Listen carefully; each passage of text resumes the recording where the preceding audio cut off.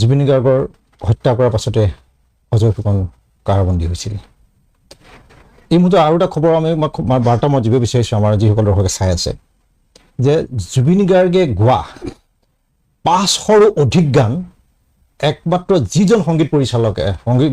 পৰিচালকে পৰিচালনা কৰিছিল জুবিন গাৰ্গৰ বাবে তেওঁ হৈছে অজয় ফুকন এটা অভিলেখ অজয় ফুকনৰ কাৰণেও আৰু আটাইতকৈ দুখৰ দিন এতিয়া অজয় ফুকনৰ কাৰণ তেওঁ প্ৰিয় আৰু তেওঁ ভাল পোৱা যাৰ কাৰণে তেওঁ গান লিখে যাৰ কাৰণে সংগীত পৰিচালনা কৰিম বুলি এটা সপোন লৈ থাকে তেওঁ অজয় ফুকন এতিয়া অকলশৰীয়া তেওঁ মৰমৰ শিল্পীগৰাকী নাই তথাপি কৈ থওঁ আজি সোমবাৰ মঙলবাৰে জুবিন গাৰ্গে গাম বুলি ভাবি থোৱা জুবিন গাৰ্গৰ অন্যতম প্ৰিয় এটা বিহুগীতৰ ৰেকৰ্ডিং হ'বলৈ গৈ আছে মঙলবাৰে কাইলৈ অৰ্থাৎ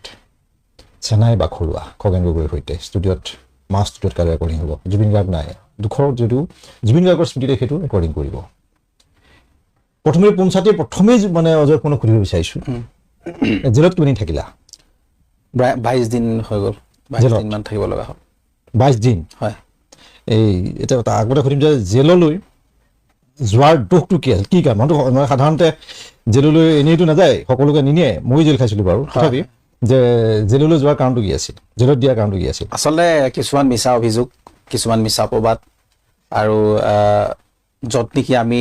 চিঞৰি আছিলোঁ প্ৰথম দিনাখনৰ পৰাই মূল অভিযোগটো কি আছিল জুবিনদাৰ মৃত্যুৰ বাবে এইসকল দায়ী তাৰ ভিতৰতে মূল আমি অভিযুক্ত আছিলে আমাৰ শ্যাম কানু আৰু সিদ্ধাৰ্থ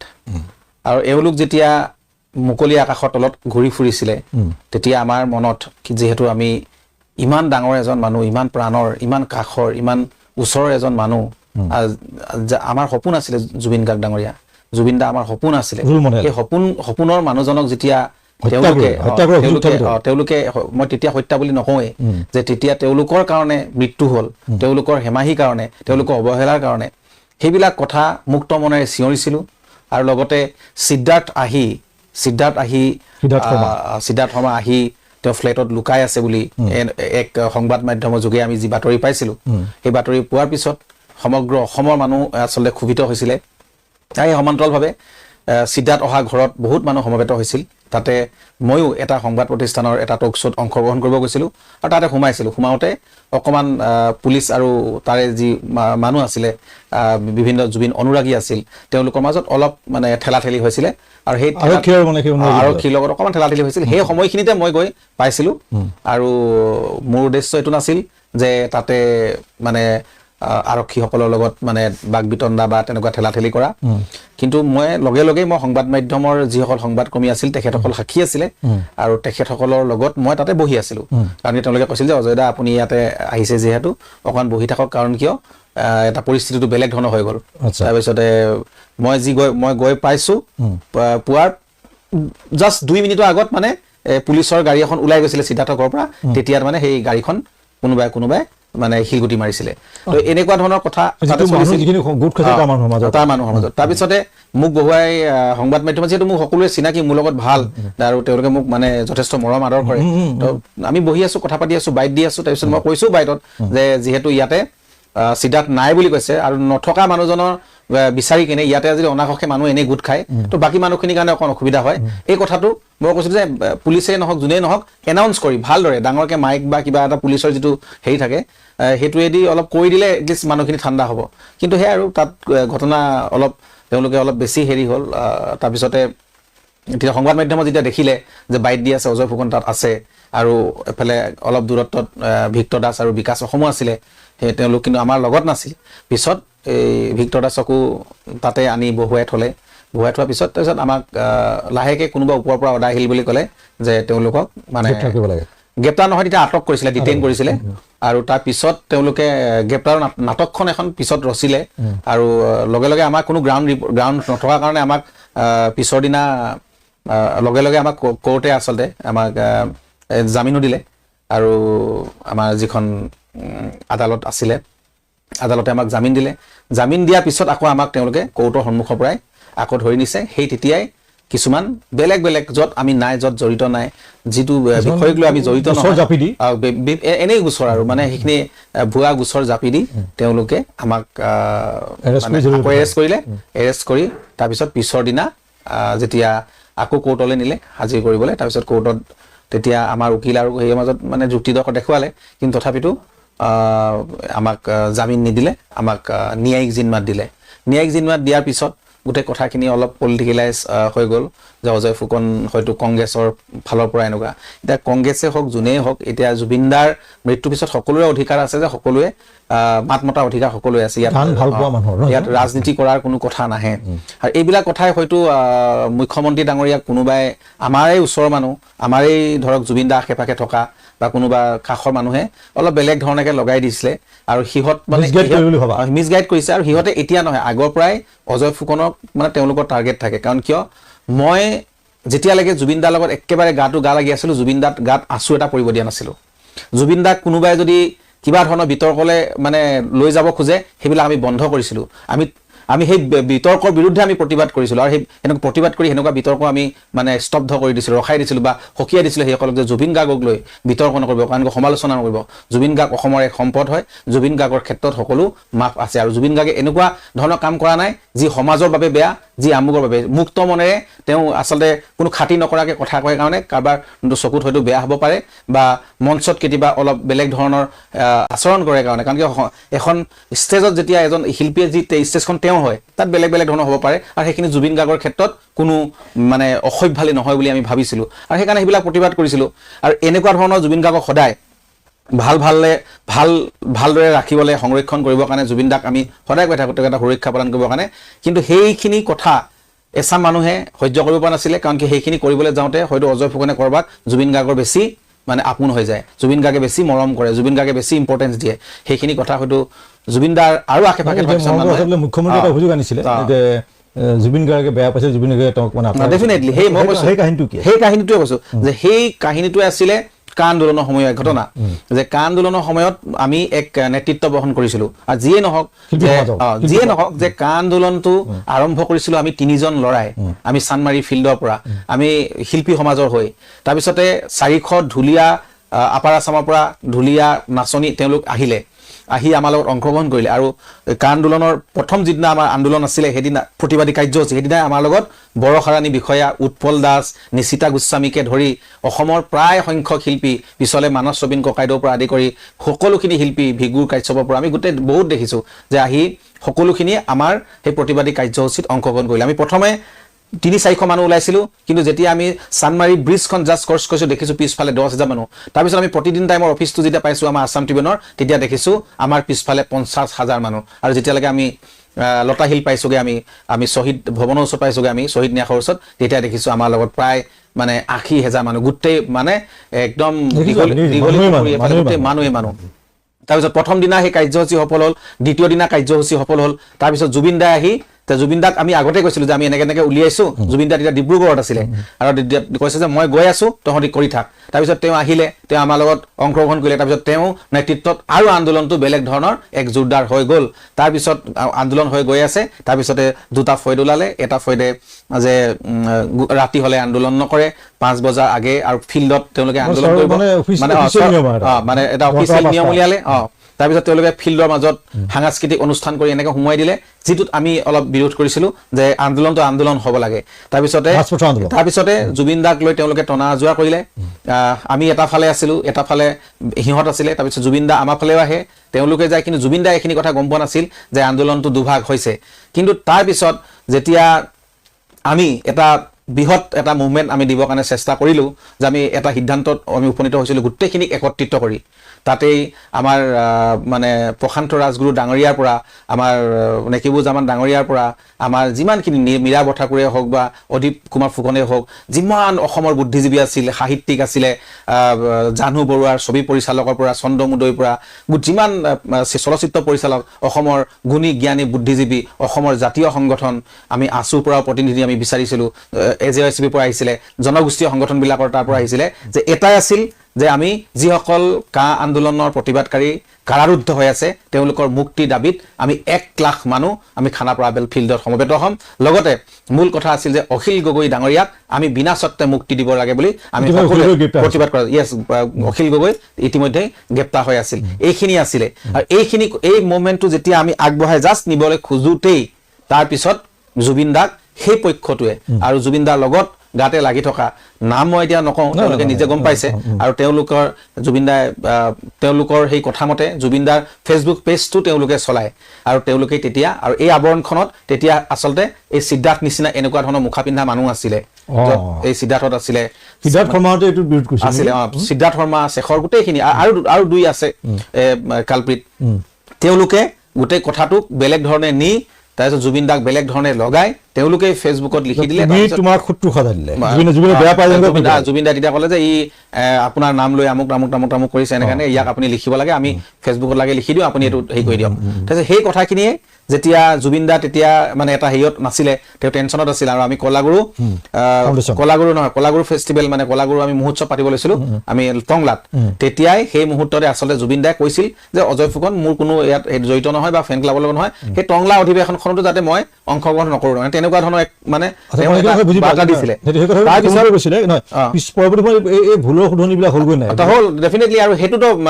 এই কথাখিনি সংবাদ মাধ্যমত ওলাইছে, পিছৰ কথাখিনি সংবাদ মাধ্যমতে তেওঁ কৈছে, সংবাদ মাধ্যমৰ সংবাদ কৰ্মীসকলে সুধিছে, মইতো কোনো ধৰণৰ মানে তাতে প্ৰতিক্ৰিয়া দিয়া নাছিলো। মই এটা কথা কৈছিলো, সময়ে গোটেইখিনি এদিন ক'ব, সময়ে গোটেইখিনি উত্তৰ দিব। আৰু সেই সময়েই এদিন বেছি দিন নালাগিলে, 10 দিনৰ ভিতৰত, এসপ্তাহৰ ভিতৰতে জুবিন দাই আকৌ ক'লে, সেই মই সেইটো এটা কিবা এটা খং উঠিছিলে, মই ক'লো কিবা এটা ক'লো, সি মোৰ ভাই হয় আৰু আমি একেলগে কাম কৰিম, আমি কাম কৰি যাম, সি মোৰ লগত থাকিব, সদায় আছে, সদায় থাকিব, আৰু সি মোক এতিয়া হেৰি নহয়। তাৰপিছতে জুবিন দা যেতিয়া খাৰঘুলিলৈ আহিছে, মোক ৰাতি ফোন কৰিছে, কি হ'ল তই মোক বেয়া পাই আছ নেকি? তাৰপিছত মই ক'লো আপোনাক কিয় বেয়া পাম, আপুনিয়ে মোৰ জীৱনৰ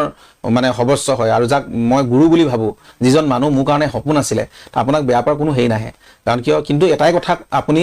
বেলেগৰ কথা শুনি কিনে আপুনি কিছুমান ডিচিশ্যন লৈছে, এইটো ভুল হ'ল। আৰু যিটো নেকি তেওঁলোক ছাকচেছ হ'ল, কা আন্দোলনটো বৰবাদ কৰিব খুজিছিলে, কিন্তু কা আন্দোলনটো এতিয়া একদম শেষ। যেতিয়া আপুনি মোক তেনেকে কৈ দিলে, আৰু তাৰ পিছতেই কিন্তু কা আন্দোলনটো এটা ফালৰ পৰা মানে গুৱাহাটীত যিটো কা আন্দোলনৰ মুভমেণ্ট হৈছিলে আৰু আমি গোটেইখিনি একত্ৰিত হৈ কৰিছিলোঁ, সেইখিনি শেষ হৈ গ'ল, বেলেগ একো কথা নাই।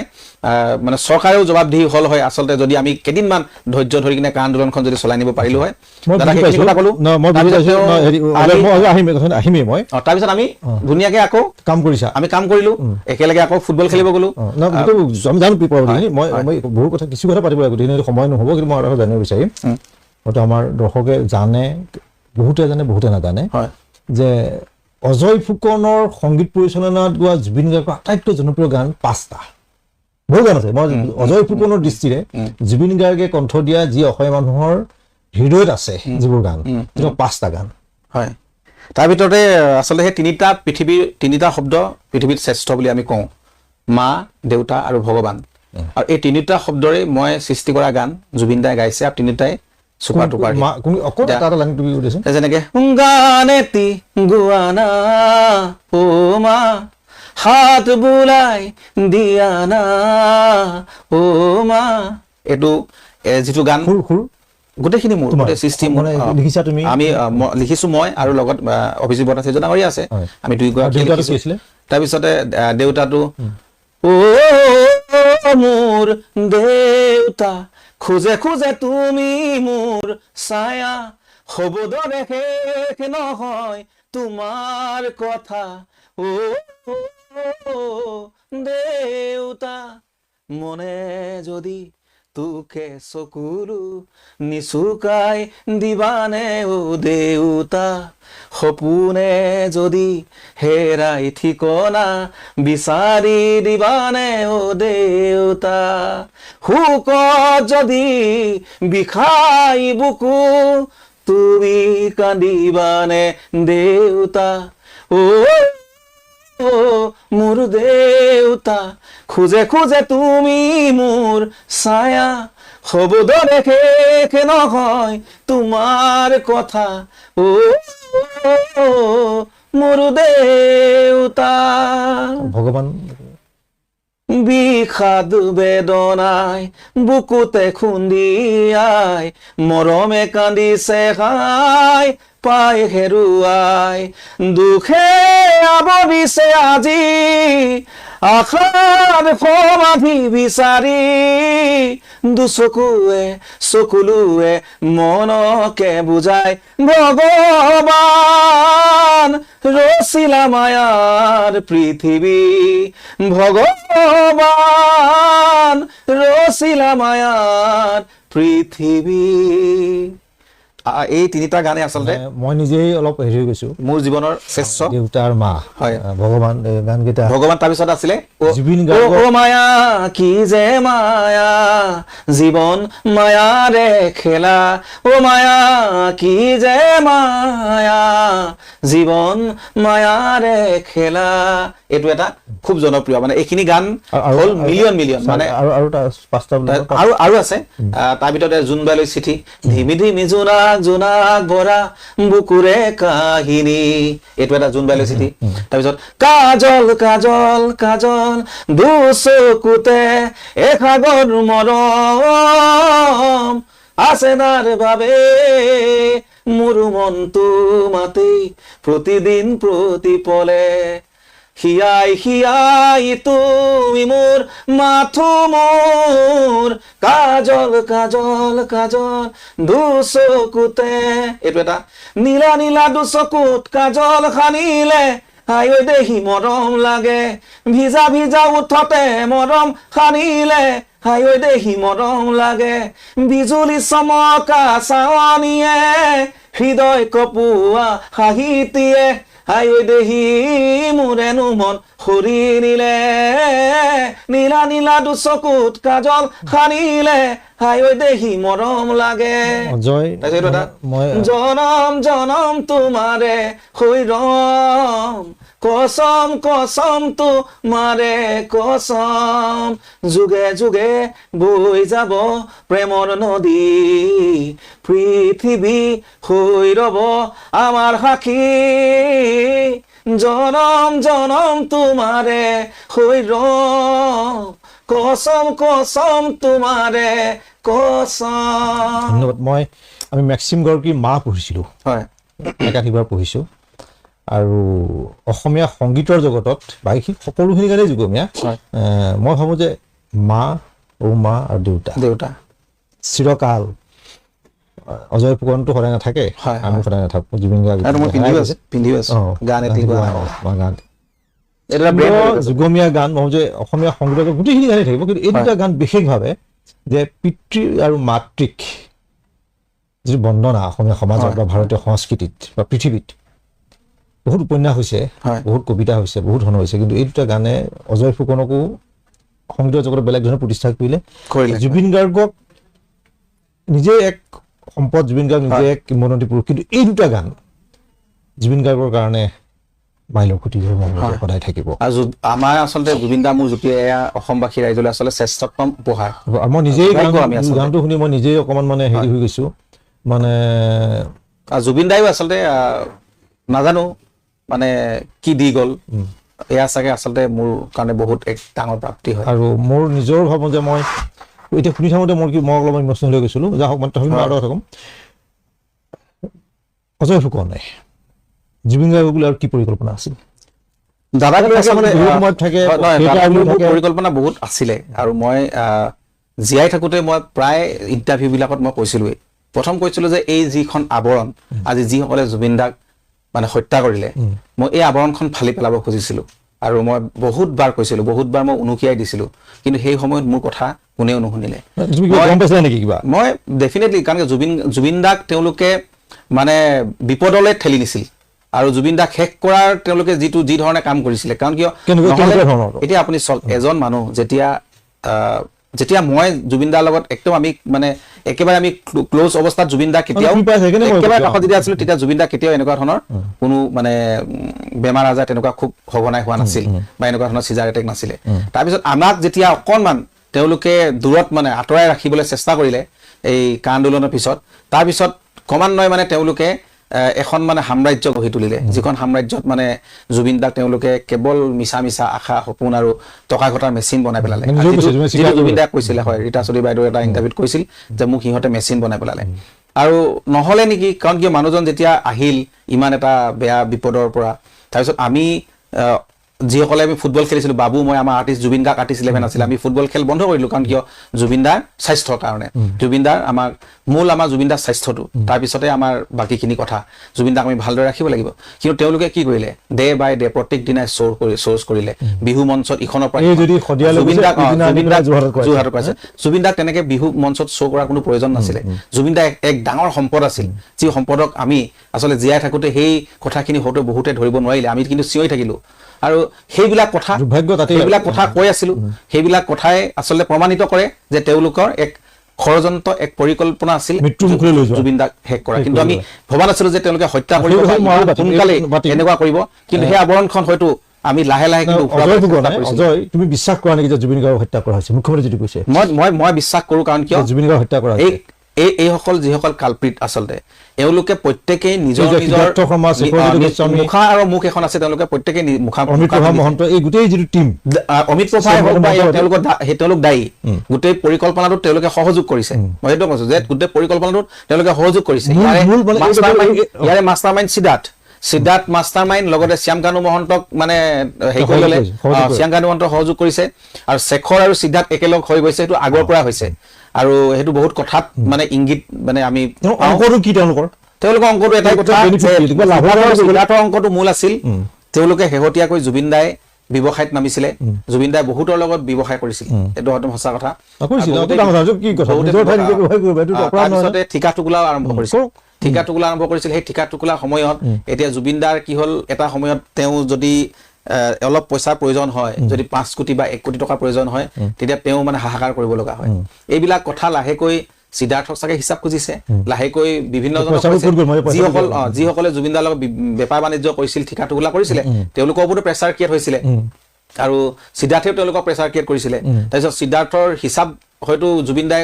খুব চাগে কঠোৰভাৱে কৈছিল যে মোক কিন্তু দিব লাগিব, আৰু জুবিন দাই কৈ দিয়ে কিন্তু মই নহ'লে ঝেং কৰি দিম। তো এনেকুৱা ধৰণৰ কথাত হয়তো সিদ্ধাৰ্থে কৰবাত মানে ভয় খাব পাৰে। তেনেহ'লে এইবিলাক গোটেই কথাবিলাক ওলাই যোৱাতকে, কাৰণ কিয় এনেও আৰু জুবিন দা মানে হেৰি হৈছে, লাহেকে অলপ মানে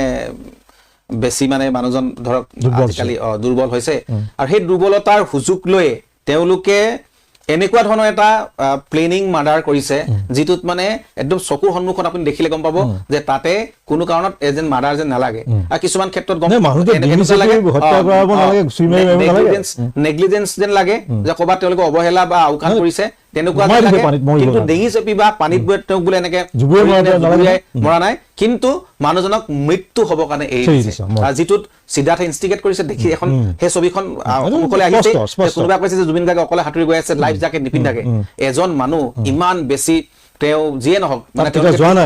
তেওঁলোকে গোটেই ৰাতি ড্ৰিংকছ কৰাইছে, মানুহজন ভালকে হোৱা নাই। তাৰপিছত আমি কোনো কাৰণতে আমি জুবিন দাই যাম বুলি ক'লে জুবিন দাই আমাক মাৰি পিটক যি কৰক, আমি কেতিয়াও জুবিন দাক যাব নিদিলো হয়। আমি ধৰি বান্ধি ৰাখিলো হয় যে আমি একদম জুবিন দা নালাগে, আমি নাযাওঁ, এইটো কেনচেল কৰক। কিন্তু তেওঁলোকে সেইটো নকৰিলে। তেওঁলোকে আগতেই জাম দিছে পানীত, তাৰপিছতে জুবিন দাই জাম দিছে। তাৰপিছত দিলা ঠিকেই আছে, জুবিন দা আশে পাশে থাকা, যে জুবিন দাই ভাগৰুৱা হৈ এনেকা হৈ দিছে, তাৰপিছতো তেওঁলোকে জুবিন দাক উঠাই অনা নাই, তাৰপিছত আকৌ সাঁতুৰিব দিছে। যে এইখিনি কথাতে গম পোৱা যায় যে তেওঁলোকৰ যিটো পৰিকল্পনা, এই পৰিকল্পনাটো তাৰমানে তেওঁলোকে একদম ধুনীয়াকে ফলপ্ৰসূ কৰিছে, বহাই লৈ গ'লে আৰু ধুনীয়াকে ছাকচেছ হ'ল। আৰু তাৰপিছত ৰাইজৰ চকুত, মানুহৰ চকুত মৃত্যুৰ পিছত কৰিব বুলি ভবা নাছিলে, যে তেওঁলোকে ভাবিছিলে যে এনেকেই মৃত্যু হল বুলি, জুবিন দা স্বাভাৱিক মৃত্যু হল বুলি, আৰু হেৰি কৰিব মানে। তাৰপিছত তেওঁলোকে তাতে বহুত সময় বোলে প্লেনিং কৰিছে। তাৰপিছত এই ভিডিঅ' ফুটেজ ডিলিট কৰা, হেৰি কৰা, আৰু গোটেই প্লেনিং খিনিত মানে এই অমিত প্ৰভাহঁতে যোগ দিছে, সহযোগ কৰিছে। যদি তেওঁলোকে একো নাছিলে, যে তেওঁলোকে সহযোগ কৰিব নালাগিছিল তেওঁলোকৰ লগত, চিধাই এই গোটেই কথাখিনি, সঁচা কথাখিনি কৈ দিব লাগিছিলে, আজি বাচিলে হয়। আজি তেওঁলোকে বিভিন্নজনৰ বিভিন্ন ব্লেকমেইলিং কৰিছে। আজি সিদ্ধাৰ্থ আৰু শ্যামকানুহঁতে যে ব্লেকমেইলিং ষ্টাৰ্ট কৰিছিল চৰকাৰখনক বা SIT টিমক বা বিভিন্নজনক। এইবিলাক গোটেই কথা আচলতে ওলাইছে। আৰু সেইকাৰণেই ব্লেকমেইলিং মানে সেই আৰু এতিয়া যিবিলাক কথা, এতিয়া যে এই অমিত প্ৰভা আছিল, অমিত প্ৰভা হেৰি, এতিয়া যিবিলাক কথা দুই এক মানে সংবাদ মাধ্যমৰ দুই এক মানে সেই নিজকে হেৰি বুলি ভাবা, জুবিন গাৰ্গৰ একেবাৰে বন্ধু বুলি ভাবে, যে তেওঁলোকে জনাব বিচাৰে যে আমিয়ে জানো গোটেই এখন ৰামায়ণ মহাভাৰতখন তেওঁলোকে লিখি দিছে ডে বাই ডে বোলে, আজি কালি। যে ইমান এইবিলাক কথা কিয় মানে উদঙাব লাগে? এইবিলাক কথাৰ উদঙা আঁৰত তেওঁলোকৰ কি মানে ৰহস্য বা কি উদ্দেশ্য আছে? হত্যা হৈ গ'ল হয়। ইয়াৰ পিছত আৰু তেওঁলোকে এইবিলাক কথা লিখি ফুৰিবলৈ কোনো দৰকাৰ নাই কিন্তু এনেকুৱা ধৰণৰ কথাই যে অমিত প্ৰভা ৰুমত আছিল অমিত প্ৰভা আমুক তামুক তামুক এই অমিত প্ৰভাক লৈ এখন ব্লেকমেইলিং ষ্টাৰ্ট হৈছে আৰু বিভিন্ন কথাক লৈ ব্লেকমেইলিং ষ্টাৰ্ট হৈছে জুবিন দা মোবাইলটোক লৈ ব্লেকমেইলিং ষ্টাৰ্ট কৰিছে প্ৰথমে আৰম্ভ কৰিছিল সিদ্ধাৰ্থ আৰু শ্যাম কানুৱে এতিয়া কিন্তু বাকী 2-1 মানুহেও লাহে লাহে আৰম্ভ কৰিছে আৰু তো এগৰাকীটো আছেই যিয়ে জুবিন গাৰ্গক জীয়াই থাকোতেও ভাল পোৱা নাছিলে আৰু এতিয়াও মানে বিভিন্ন ধৰণৰ কথা বা গৰিমা বৌকো বিভিন্ন ধৰণৰ কথাৰে তেওঁ হেৰি কৰি আছে শৰ্মা নামৰ এগৰাকী লেখিকা বা যিয়ে নহওক এইবিলাক বন্ধ কৰক এইবিলাক হ'ব নালাগে আৰু জুবিন দাৰ চৰিত্ৰ খনন যদি কোনোবা কৰিব যায় তাত কিন্তু আমি একদম যেনেকে আমি প্ৰতিবাদ কৰিছিলো এই কালপিত কিতাক ধৰিবৰ কাৰণে হত্যাকাণ্ড তাতো আমি প্ৰতিবাদ কৰিম কিন্তু আৰু প্ৰয়োজন হলে আমি আকৌ ৰাজপথত নামিম কিন্তু খালি আমি এই কথা মানৱ শ্ৰমিক ককাইটো আমি পাতিছো যে জুবিন দা বৌ কোনোবাই তোৰ পিছত চৈতন্যৰ কথা নাহিব অজয় মই এটা সুধিছো শাস্ত্ৰীখনক লৈ তুমি সুখী এতিয়া মই চাচিখনক লৈ 110% সুখী বুলি মই ক'ব নোৱাৰো আৰু দুখী বুলি অসন্তুষ্ট বুলি ক'ব নোৱাৰো কিন্তু এটাই কথা যে মই যিটো কাৰণে জেলত গৈছিলো যে সেই কালপিত কেগৰাকী গ্ৰেপ্তাৰ কৰিব লাগে তেওঁলোক মুকলি আকাশৰ তলত কিয় আছে এইখিনি দাবী জনাই আমি প্ৰতিবাদ কৰিব যাওঁতে আমাক গ্ৰেপ্তাৰ কৰা হ'ল 22 দিন ৰাখিলে সেই 22 দিন ৰখাৰ পিছত যে আজি তেওঁলোকৰ বিৰুদ্ধে এই যে হত্যাকাৰী কেগৰাকী বিৰুদ্ধে বা অপৰাধী অভিযুক্ত বিৰুদ্ধে আজি চাৰ্জশ্বিট দাখিল হৈছে 12,000 পৃষ্ঠাই হওক বা যিমান হাজাৰ পৃষ্ঠাই হওক 300 ওপৰত অধিক সাক্ষীয়ে সাক্ষ্য প্ৰদান কৰিছে এইখিনি কিন্তু আমাৰ কাৰণে ডাঙৰ কথা যে এই আদালতৰ মজিয়ালে যিটো গ'ল ন্যায়পালিকা পৰ্যায়লৈ যে গ'ল এইখিনি কিন্তু নাযাবৰ বাবে এইখিনি নহবৰ বাবে কিন্তু বহুতে কিন্তু ষড়যন্ত্ৰ ৰচিছিলে কিন্তু এটা কথা এইখিনিত কিন্তু যিয়ে নহওক মানে কোনোবাই ভাল পাওক বেয়া পাওক এইখিনিত কিন্তু SIT টিমকে হওক বা চৰকাৰখনৰ মুৰব্বী হিমন্ত বিশ্ব শৰ্মা ডাঙৰীয়াক মানে কৰবাত নহয় কৰবাত আমি অকমান এটা ধন্যবাদ বা কৃতজ্ঞতা জ্ঞাপন এইটো কাৰণে কৰিব খোজো যে আমি যিটো ভাবি আছিলো এই কেগৰাকীয়ে মূল কালপিত এই কেগৰাকীৰ ওপৰত চাৰ্জশ্বিট হৈছে কিন্তু এই কথাটো এনেকুৱা হ'ব নালাগে যে এতিয়া নিৰ্বাচন আহি আছে নিৰ্বাচনৰ আগত যে তেওঁলোকক কাৰণে কঠোৰ হৈছে নিৰ্বাচনৰ পিছত যাতে কোনোবা আইনৰ হুৰুঙাৰে বা ঢিলাই দি তেওঁলোক যাতে এইখিনি কিন্তু আমাৰ আমি দৃষ্টি নিক্ষেপ কৰিম অসমৰ ৰাইজে আছে সেইকাৰণে আমি এতিয়াও আজিও #JusticeForJubin গাক আমি আগুৱাই লৈ গৈ আছো আৰু কেতিয়াও আমি পিছুৱাই অহা নাই আমি আছো কিন্তু কিছুমান কথাত আমি অকমান অপেক্ষা কৰিবই লাগিব কিছুমান কথাত আমি আইনৰ কাম কৰিব জুবিন গাৰ্গৰ হত্যা ৰাজনৈতিক কিবা হেৰি আছে নেকি মৃত্যুটোত ৰাজনৈতিক অভিসন্ধি আছে বুলি মই নাভাবো এটো কাৰণেই আৰু পিছলে বস্তুবিলাক ৰাজনৈতিক মানে ভাবে হৈ যায় কাৰণ কিয় শ্যাম কানু মহন্ত আজি ৰাজনৈতিকভাৱে জড়িত কোন দলৰ লগত জড়িত হেতু সকলোৱে জানে সিদ্ধাৰ্থ শৰ্মা পোনপটীয়াভাৱে তেওঁ এগৰাকী চৰকাৰী মানুহ আছিলে আৰু বা মানে শাসক পক্ষ এটা দলীয় বিষয়বাবদ আছিলে আৰু লগতে আমাৰ শেখৰ জ্যোতি গোস্বামীও এই দলৰ কিছু লোকৰ লগত মানে এটা ভাল আছে এটা সুযোগ খনৰ সুবিধা পাৰি যি দলৰ চৰকাৰ থাকে তাৰ লগত থাকি গৈছে তেওঁলোক কিন্তু সেই চৰকাৰখনৰ বা দলৰ লগত আছিল কিন্তু হয় তাৰ পিছতো কিন্তু এটা কথা মানিব লাগিব যে তাৰ পিছতো যদিও তেওঁলোক শাসক পক্ষ দলৰ লগত আছিলে কিন্তু আজি তেওঁলোক কিন্তু মানে মুকলি আকাশৰ তলত নহয় আজি তেওঁলোক কিন্তু কাৰাগাৰত এইটো কিন্তু ডাঙৰ কথা আৰু আজি সেইখন চৰকাৰে কিন্তু এই আমিও বিচাৰিম মানে নিৰ্বাচন যোৱাৰ পাছতো যদি এওঁলোকে এতিয়াও তেওঁলোকক মানে কাৰাগাৰত ৰাখিছে সেইটো এটা কথা কিন্তু আমি মন কৰিব লাগিব কিন্তু ৰাজনৈতিক অভিসন্ধি আছে বুলি ডাইৰেক্ট মই নাভাবো এই গোটেই কথাখিনি পিছলৈ এটা ৰাজনীতিকৰণ হয় প্ৰত্যেকটো বস্তু দেখা যাব কি হয় সময়ত এই পৰিকল্পিত ভাৱে তেওঁলোকে আচলতে এই মানে Siddharth and company Shyamkanu Mahanta and company North East festival এইবিলাকেই প্ৰত্যক্ষভাৱে জড়িত আৰু জুবিন দাক নিক্ষেপ কৰাৰ জুবিন দাক নৰ্থ ইষ্ট ফেষ্টিভেল বা তেওঁ যিবোৰ মানে মন্ত্ৰ যিবোৰ মানে এই যে ৰঙালী চঙালী আছে ইয়াৰ লগত জড়িত মানুহৰ প্ৰত্যক্ষ টিমবোৰ কিন্তু আনিব লাগে মানুহৰ তন্তৰলৈ মই যে ছিংগাপুৰত থকা প্ৰবাসী অসমীয়া যিকেইগৰাকী ইয়ত পাতিত আছিলে তেওঁলোককো এদিনৰ কাৰণে হ'লেও মানে জেলত ভৰাব লাগে মই অজয় ফুকন মোলৈ এটা মেছেজ আহিছে ইয়াতে মেছেজটো এনেকুৱা ধৰণৰ যে বহুতে জানিব তোমাৰ মুখে জানিব বিচাৰিছে কাৰণ সেই বিষয়ে বেলেগ বেলেগ মুখে শুনা আৰু তোমাৰ মুখে বেলেগ কথা কাৰণ মা আৰু দেউতা দুটা গান তোমাৰ 500 গানৰ মাজত দুটা বিশেষ গান তুমি কৰিছিলা মা গানটো ৰেকৰ্ডিঙৰ সময়ত জুবিন গাৰ্গে একেদিনে গানটো গাইছিলে নে তেওঁ অলপ মা গানটো গোৱা দিনা তেওঁ কিমানটা গান গাইছিলে 4টা গান গাইছিলে একেদিনা 4টা গান গাইছিল আৰু এই গানটো মা গানটো মেক্সিমাম 10 মিনিটছ 10 মিনিটত জুবিন দাই আৰু তেওঁ মেক্সিমাম 10 মিনিটে লগাই এটা গান গালে কাৰণ কি গানটো গোৱাৰ আগত তেওঁ 1 ঘণ্টামান গানটো শুনে আৰু হৃদয়ঙ্গম গোৱা তেওঁ তেতিয়া কৈছিলে যে মানে খাতৰা গান হৈছে দেই এইটো বেলেগ হৈছে তই কিন্তু মানে মোৰ কামটো তই কৰি দিলি, মোক কৈছে যে মানে তেওঁ মা এলবাম এটা প্লেনিং কৰি আছিলে আৰু মই গানটো যেতিয়া কৰিলো তেতিয়া তেওঁ এইটো গানে ভাল লগা হৈছিলে আৰু এইটো গানে তেওঁ মা গানটো তেওঁ মা এলবামত দিম বুলি মা গানটো তেওঁ মা এলবামত দিম বুলি তেওঁ কৈছিলে আৰু পিছলৈ তাৰপিছত মানে ভাবিলে যে এইটো এটা পুৰণা হৈ গ'ল, নতুনকে এটা গান কৰো। তেওঁ মা এলবামটো মা বুলি তেওঁ এটা গান বনাইছিলে, নিচুকনি গীত মোৰ কতেনো হেৰালে হৃদয় কোনো থান বান, এনেকুৱা ধৰণৰ গান এটা কৰিছিল তেওঁ। তাৰপিছত কিন্তু এই মা গানটো যিটো এটা মানে মাইলষ্টন বা এই গানটো যি জনপ্ৰিয়তা, অসমৰ ইতিহাসত প্ৰথমটো গান আছিলে যিয়ে ইউটিউবত 50 মিলিয়ন অতি কম দিনৰ ভিতৰত এইটো ৰেকৰ্ড হৈছিলে। কিন্তু যিটো ইউটিউব চেনেলটো এতিয়া উৰি গ'ল, সেই ইউটিউব চেনেলটো এতিয়া নাই। কিন্তু কেনেকৈ উৰি গ'ল মানে ইউটিউব চেনেলটো মানে হেৰি ইউটিউব চেনেল নাছিলে, মানে এটা মানে বৈধ এটা ইউটিউব চেনেল নাছিল, মানে spicy.com বুলি এটা মানে তেনেকুৱা ধৰণৰ এটা মিউজিক হেৰিয়ত ৰিলেটেড হৈ কিনে গানটো গোৱাৰ সময়তে মই কৈছো এই যে এইটো মই নথকা অনুভৱ কৈছে গীতটো গোৱাৰ ওচৰত গীতিকাৰে কৈছে যে গানটো গাই থাকিলে তেওঁ সাপত মাৰি থাকিলে খুব কান্দিছিলে কিবা এটা কথাত। এই গানটোৰ মা গীতটো বা দেউতাটো একেলগে গাইছে, একেলগে গাইছে। দেউতাটো পিছৰ বছৰ মা গাইছিলে আৰু মেৰী কমৰ এটা গান দৌৰি দৌৰি যাম বুলি এটা গান। দেউতাটো মানে কিমান সময় লৈছে তেওঁ? দেউতা গানটো দেউতাক মানে মোৰ গানবিলাক গালে একেলগে বহুত গান গাইতো,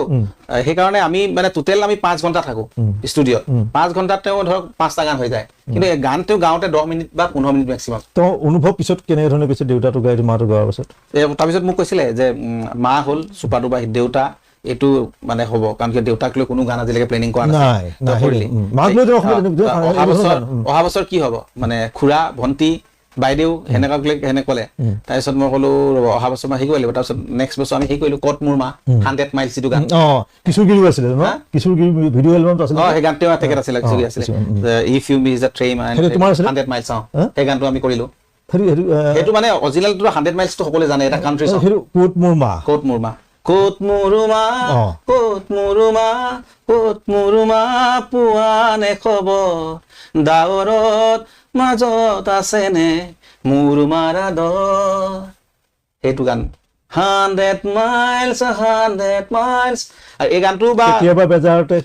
অসমীয়াটো হৈছে, কিন্তু অৰিজিনেল গানটো আছিলে 100 মাইলছ। আৰু যিটো 100 মাইলছ গানটো জুবিন দাই গাইছে, তাৰপিছত এই ক'ত মোৰ মা গানটো ষ্টাৰ্ট হৈছে। আমি তাতে উল্লেখ কৰিও দিছো, তাৰপিছত আমি উল্লেখ কৰি দিছো যে আমাৰ ব্যক্তিক্ৰম এইটো গানে যে আমি 100 মাইলছ গানটোৰ পৰা যে আমি এই গানটো কৰিছো আৰু দুইটা গানক আমি এটা সন্মান দি হেৰি কৰিছো। আৰু এইটো কিন্তু ইতিহাসত আটাইতকৈ এটা এই গানটো হীৰাই হীৰাই বৈছে ঘাম, এইবিলাক শব্দ খুব ভাল পায়। আৰু পাপৰি গগৈয়ে এই গীতটোৰ জৰিয়তে আচলতে অসমৰ ৰাইজৰ মাজত প্ৰথম মানে এটা স্বীকৃতি পাইছিল, এটা ভাল মানে গান। আৰু ষ্টেজত এতিয়া মা ক'ত মা অ মা ক'ত মোৰ মা, দ্বিতীয়টো গান দেউতা, ভগৱান, মায়া, এই যে গানবোৰ হয়। এতিয়া তোমাৰ কিমান বয়স হৈছে? তোমাৰতো দীঘলীয়া এটা যাত্ৰা আছে, কিন্তু তোমাৰ জীৱনৰ বা সংগীত জীৱনৰ এটা দুৰ্ভাগ্য যে তুমি আৰু সেই তেনেকুৱা গান এটা লৈ পেলাই জুবিন গাৰ্গক নোপোৱা। সেই কণ্ঠটো বিচাৰি এতিয়া নতুন প্ৰজন্মৰ মাজৰ পৰা উলিয়াব লাগিব কাৰোবাক। মই ভাবো যে উলিয়াব লাগিব, কাৰণ সময় ৰৈ নাথাকে, সমাজ ৰৈ নাথাকে, যাব লাগিব। লাষ্ট এটা গান যে খুব চুপাৰ ডুপাৰ হিট হৈছিলে, আৰু সেইটো গানটো গোটেই মানে অসম নহয় গোটেই ভাৰতবৰ্ষৰ বিশ্বত মানে খলকন দিছিলে। টিকটক টিকটক বুকুতে বাজিছে, টিকটক টিকটক মনেও জোকাইছে, টিকটক টিকটক উগুল থুগুল এই ক্ষণ, মোৰ সপোনেও হাঁহিব তুমি আহিলে, হিয়া ফুল ফুলিব তুমি আহিলে, মৰমেও নাচিব তুমি আহিলে, ঐ বাৰে বাৰে মনে তোমাকেই বিচাৰে,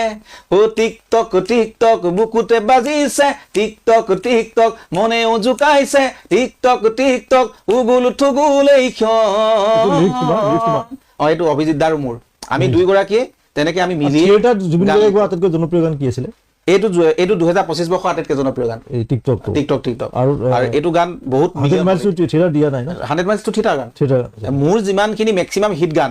মোৰ হিট গানখিনি মেক্সিমাম হিট গানখিনি মানে থিয়েটাৰতে আছে। আচ্ছা, এই 26ৰ কাৰণে তোমালোকে পাতি থাকা? 26ৰ কাৰণে মানে কি হ'ল, তেওঁ একচুৱেলি মোক কৈছিলে যে হেৰি মই মানে যোৱাবাৰ এটা এই লাচিত বৰফুকন নাটকখন আছিল নহয়, তাৰ কাৰণে এটা বিহু কৰিছিলো। সেই বিহুটো কৰোতে খগেন দাই গাই আছিলে আৰু তেওঁ মানে মোৰ ষ্টুডিঅ'ত আছিল, তেওঁ শুনি আছে। তাৰপিছত তেতিয়া মোক ক'লে হেৰি এই অহাবাৰ এটা মই নাহৰখনৰ কাৰণে বিহু এটা কৰিম, আমি যে ষ্টেজত গাই থাকো এই চেনাই বা সৰুৱা আৰু এই মৰিলো মৰিলো আইজৈ চিনেমাক জোকালো এই দুটা গান মিলি এটা ধুনীয়া গান এটা কৰিম খগেন দাই মই দুইটাই গাম আৰু এইটো গানটো কৰিম এই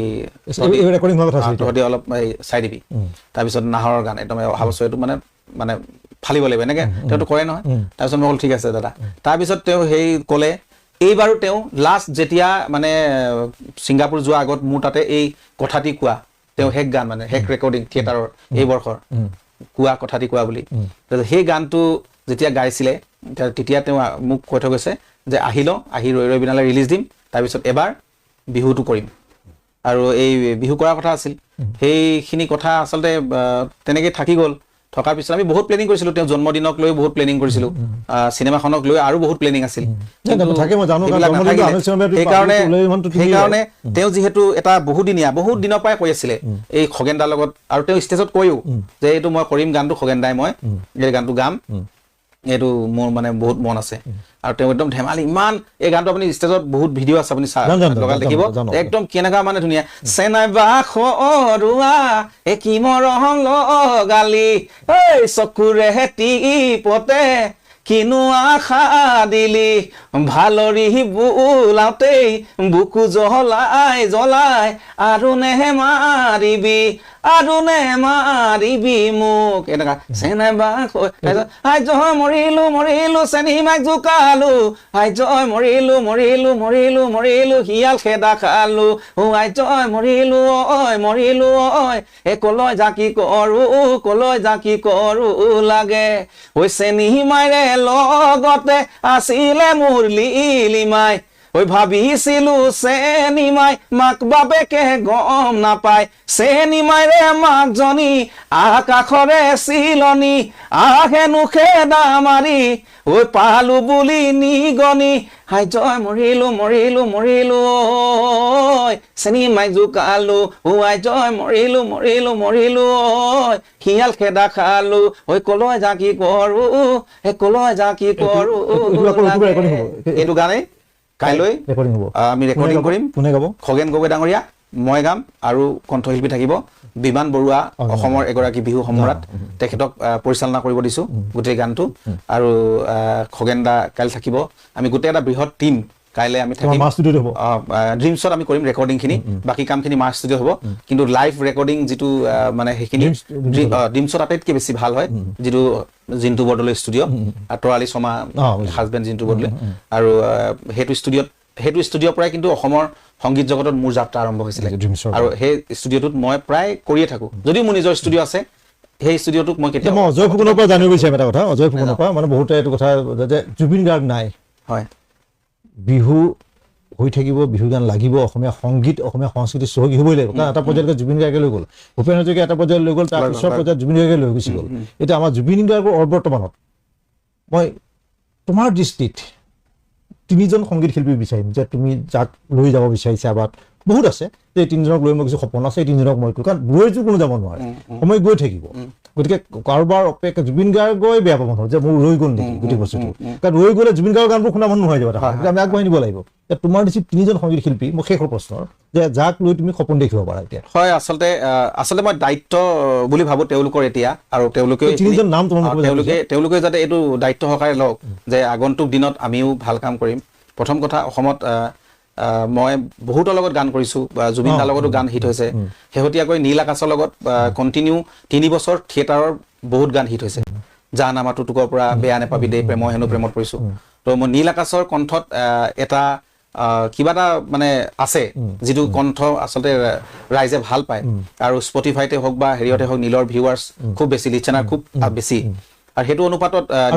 নীলৰ ভাল ভৱিষ্যত আছে আৰু নীলে এইখিনি গুৰুত্ব সহকাৰে লৈ যদি কাম কৰে ডেফিনেটলি আমি আগন্তুক জুবিন গাৰ্গ কোনে হ'ব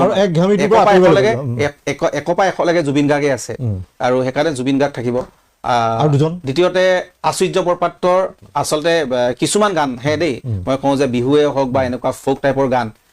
এনেকুৱা ধৰণৰ গানখিনিয়েদি আশ্চৰ্য বৰপাত্ৰ যিখিনি আমাৰ অসমীয়া টাচ থকা গানখিনিক আমি আশ্চৰ্য বৰপাত্ৰক লৈ আমি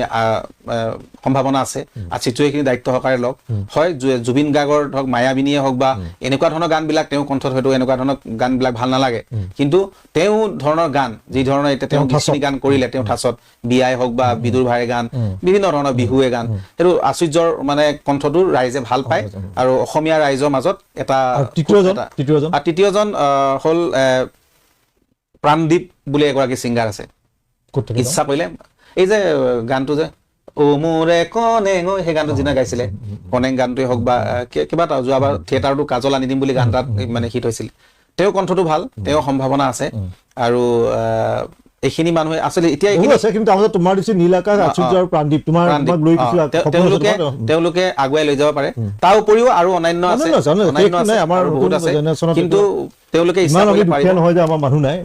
কিন্তু জুবিন গাৰ্গ হ'ব নোৱাৰে বা জুবিন গাৰ্গৰ যিখিনি খালী ঠাই সেইখিনি পূৰণ কৰিবলৈ মানে কোনেও নোৱাৰে এইটো কাৰণে মই কৈছো যে জুবিন গাৰ্গ কেৱল এগৰাকী কণ্ঠশিল্পী নাছিলে জুবিন গাৰ্গ তেওঁ নিজেই সৃষ্টি কৰিছিল তেওঁ সৃষ্টিৰো তেওঁ মানে অমৰ হয় সামাজিকভাৱে কিন্তু জুবিনদাৰ যিখিনি সেইখিনিয়ে সামাজিকভাৱে দায়বদ্ধ মানৱ দৰিদ্ৰ জুবিন গাৰ্গ প্ৰত্যেকটো ক্ষেত্ৰত জুবিন গাৰ্গ কিন্তু জুবিন গাৰ্গৰ যি আপুনি চাব যিগৰাকী কণ্ঠশিল্পীয়ে নিজে কম্পজিশ্যন কৰিব পাৰে নিজে গোটেইখিনি কৰিব পাৰে বা ইনষ্ট্ৰুমেণ্ট বজাব পাৰে সেই কণ্ঠশিল্পীয়ে এটা যিদৰে ধৰক আগত আমি ভূপেন হাজৰিকাদেৱৰ কথাই কওঁ মানে আজি সেই স্থানটো কিয় কাৰণ কিয় ভূপেন হাজৰিকাদেৱে নিজে সৃষ্টি কৰিছিলে নিজে গাইছিলে আৰু তেনেকে বহুত মানে আছে আৰু বলিউডৰ ক্ষেত্ৰত এতিয়া আজি এ আৰ ৰহমানক আজি ইমান সৰ্বোচ্চ ৰেংকত কিয় ধৰা হয় এ আৰ ৰহমানে নিজে কম্পজিশ্যন কৰিব পাৰে নিজে গাবও পাৰে গোটেইখিনি কৰিব পাৰে ঠিক তেনেকুৱা জুবিনদাৰ মানে কণ্ঠয়ে চাবনে আপুনি সৃষ্টিয়ে চাব আজি জুবিনদাৰ যিবিলাক শব্দ গাঁথনি যিবিলাক মানে জুবিনদাৰ গান যিটো উচ্চাৰণ এইবিলাক আজি মানে ৰাইজে বহুতে অনুভৱ কৰিছে বা তেওঁ যিখিনি কাম কৰি থৈ গ'ল আৰু তেওঁ অসমীয়া চিনেমা উদ্যোগটোৰ কাৰণে তেওঁ আচলতে দায়বদ্ধ প্ৰত্যেকগৰাকী শিল্পী হ'বলৈ হ'লে এগৰাকী দায়বদ্ধ শিল্পী হ'ব লাগিব কেৱল গায়ক হ'ম বুলি বা গায়িকা হ'ম বুলি বা মঞ্চত গীত পৰিৱেশন কৰিয়ে মই ব্যৱসায় কৰিম বুলিয়ে যদি ভাবে এতিয়া বহুত উঠি অহা প্ৰজন্মই সেইটোৱে ভাবে যে এতিয়া মই জুবিন দাৰ নাম লৈ কিনে মই এতিয়া যদি মঞ্চ কেইখনমান পাওঁ হৈ যাব বা কোনোবাই ভাবে যে মই এনেকে কিন্তু এনেকুৱা নহয় সেইবোৰ কেতিয়াও চিৰস্থায়ী নহয় আৰু যিসকলৰ আচলতে ইচ্ছা আছে যে অসমৰ সংগীত জগতত ভাল কাম কৰিবৰ কাৰণে আমি আছো আমি সহায় কৰিম আমি উঠি অহা নতুন প্ৰজন্মকো কৈছো যদি আৰু মই ৰাইজকো কৈছো যে আপোনালোকৰ দৃষ্টিত যদি আপোনালোকৰ কাষত যদি এগৰাকী ভাল কণ্ঠ আছে বা ভাল এনেকুৱা সৃষ্টি কৰা ল'ৰা আছে প্ৰতিভা আছে আপোনালোকে আমাৰ ওচৰত খবৰ দিয়ক আগবঢ়াই দিয়ক ক্ৰছ কাৰেণ্টৰ যোগেদি ক্ৰছ কাৰেণ্টৰ এইটো এক অভিযান বুলি মই ধৰিলো যে এগৰাকী ভাল নতুন কণ্ঠ আমাক লাগিবই আৰু নতুন প্ৰজন্মক আমি আগুৱাই নিবই লাগিব আমি জুবিন দাৰ সৃষ্টিখিনিক আমি সংৰক্ষণ কৰিব লাগিব জুবিন দাৰ সৃষ্টিখিনিক আমি জাউতি যুগমীয়া কৰিব লাগিব জুবিন দাৰ সৃষ্টিখিনিক আমি সংৰক্ষণ কৰিব লাগিব সেই বুলি কিন্তু আমি নতুনক